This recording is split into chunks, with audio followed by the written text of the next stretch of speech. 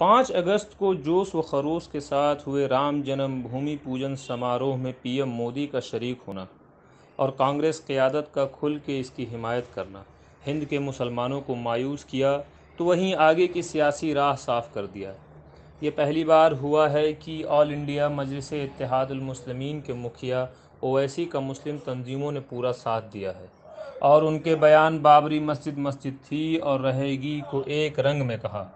کانگریس کی صدر پرینکا گاندھی واڈرا کا بیان اور راہل گاندھی کی خاموشی مسلمانوں کی توقع کے خلاف رہا۔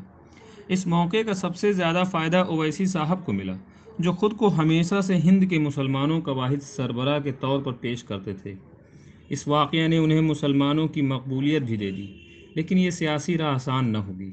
کانگریس کو سبق سکھانے کے لیے مسلمانوں نے ہمیشہ ریاستی سیاسی پارٹی کا ساتھ دیا، لیکن اویسی کا ریاستی سیاست میں شامل ہونا بی جے پی کو ہی فائدہ پہنچائے گی۔ آخر اسے سپا، بسپا، راجد اور جدیو جیسی پارٹیوں کو ہی نقصان ہوگا۔ ہند کے مسلمانوں کو اپنی سیاسی ناکامی کو سماجی ترقی سے حاصل کرنا ہوگا۔ اپنے بچوں کو دینی اور دنیاوی تعلیمات و ہنر سے تیار کرنا ہوگا۔ ہاں، اس شعبے میں کام ہوا ہے، لیکن وہ کافی نہیں۔ راستہ کافی لمبا ہے، لیکن ناممکن نہیں۔